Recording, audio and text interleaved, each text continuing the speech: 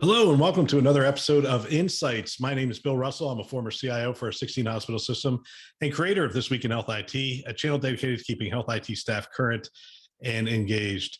Our hope is that these episodes serve as a resource for the advancement of your career and the continued success of your team. Now on to the show. Today on Insights, we go back to a conversation host Bill Russell had with Dr. Anthony Chang, founder of AI Med. The topic of discussion was the future of AI. The human brain is unbelievable, but man and computer together can be unstoppable. The number one takeaway for me after learning for 4 years in school is just how amazing and how cheap the human brain is. The things we're trying to get computers to figure out and to learn, which is an amazing thing in and of itself, an infant is doing. They're crawling around it. So we really are still at the beginning stage of this. Right. There's just some really interesting analogies. One is when man wanted to fly, it looked at birds, and in the Greek times, the people even got dressed like birds, thinking that that's all you need to fly. And in fact, we need to understand aerodynamics and then build machines that are now flying much higher, much faster than birds. And I think I see that for AI. So AI right now, and I disagree that people say all the time the computers are fast and stupid and humans are slow but smart. I think we are getting to middle ground where we both can contribute to overall intelligence. And one of the things I said at a recent interview is that artificial intelligence plus clinician intelligence equals something new and special, medical intelligence, because wouldn't you want a man and a computer combined to take care of you in the future? Oh, absolutely. Because the computer can process every New England Journal of Medicine. Right, and have that readily available. 6 million pages in a second. Yeah, it's unbelievable. So, virtual reality is coming out, augmented reality is coming out of the hype cycle. It looks like the autonomous vehicles is actually also coming over the curve. Yes. But all these other things are just on the other side. So we have huge promise. I mean, usually what that says is we can see the promise, but we just can't get it yet. Right. And I think this is a wonderful graphic that you have just before showing you sort of the evolution of AI with the last few decades and in the future. So RPA, which is making a comeback, ironically, has been around for a long time. We just haven't really, we've sort of been reawakened to the potential of RPA.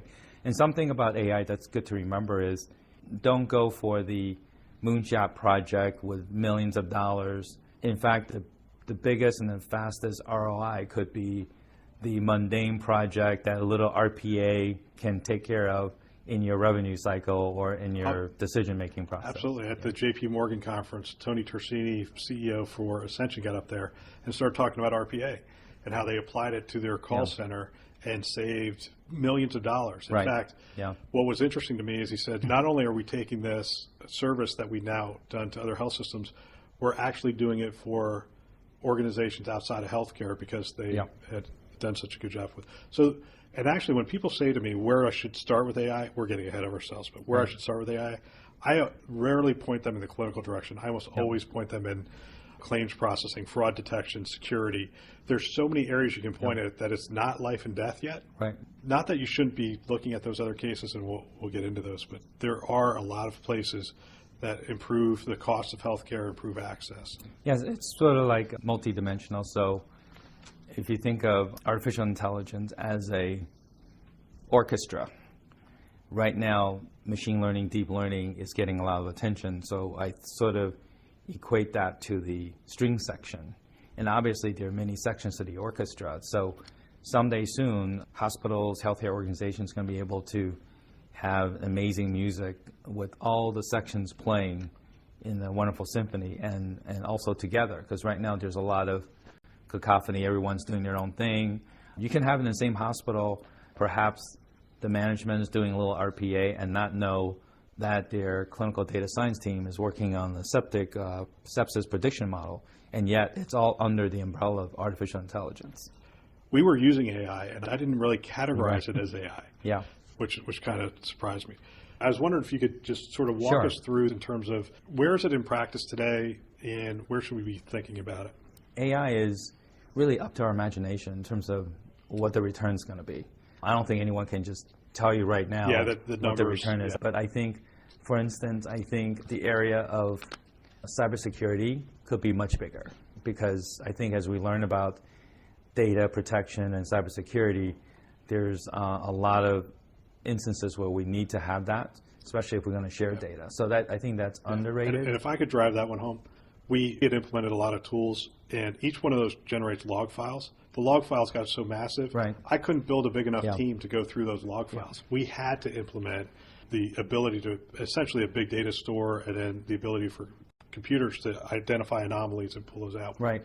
And I think if you look at automated image diagnosis, and this ties into the radiologist's concern that they may be out of a job, and I think medical imaging is exponentially increasing in volume and complexity. Most of medical imaging data has really been informed, if you look at just sheer volume, has really been generated in the last 3 to 5 years. So if you can see that exponential curve, there's plenty of work for everybody, man and machine combined. So I think that's going to be a growing area as well.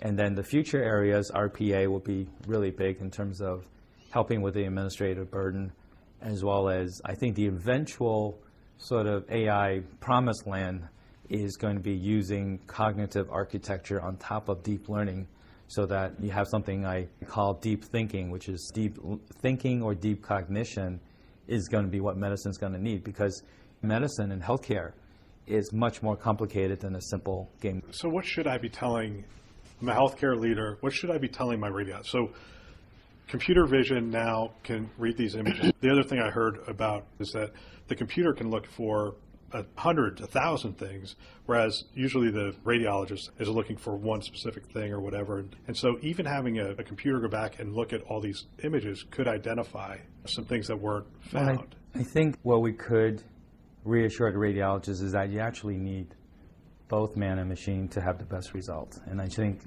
the machine can help the radiologist by relieving the burden of particularly the normal studies. Right. And I think the radiologists could focus on what's abnormal and what the repercussions of that finding would be. So it really is moving them up to practice at the top of their license. I think really. So, yeah. We did an interesting audience survey, and the question was, who would you trust with interpreting your CAT scan? And the choices were radiologist alone, machine alone, radiologist and machine. It was 85, 90% wanted both parties to be reading the CT. Give us some clinical examples. You're pediatrics, so where's AI being utilized in pediatrics today? Well, there's some exciting areas. One is real-time analytics in the pediatric cardiac intensive care unit, which is my domain previously. So we could take all the vital signs from the pediatric patient before or after heart surgery, particularly during the unstable periods, and we can actually forewarn the clinician what the composite is telling us in terms of impending deterioration or cardiac arrest. So obviously the key to successful patient care is the avoidance of cardiac arrest. And that's a very, very useful tool. And if you combine that with other information like in the electronic records and lab values, that's going to be immensely useful in the future as well. So that's just one snapshot example of how that can be used. I made you CEO of a health system. Where were the first couple of places you'd be looking at it? What would you be doing with your team to maybe bring them up to speed on what's going on, those kind of things? Well, actually in the process of coming up with what I call an AI score for a healthcare organization, because that's a great question. Like, where do you spend the money to get not necessarily the best return, but the best value? Right. And I think, ironically, I try not to look at AI projects because I think one of the major areas of deficiency as we think about AI projects is actually the quality and the management of the data in healthcare. And I think you remember I said that before. So I think my first investment is just like if you look at the pyramid, the graphic showing the bottom being the data, the next layer being information, on top of that is knowledge, and then above knowledge is intelligence or wisdom. So I think in order to do good intelligence, you wouldn't want to do a lot of projects in intelligence and realize that the foundation data layer is actually problematic because that's going to topple. So I would build a very strong foundation, make sure your data is very sound from the IT perspective. And then the AI part is actually quite straightforward. Get someone well-versed in AI projects, I will focus on medical imaging and decision support because those are now maturing as areas of AI in the healthcare domain.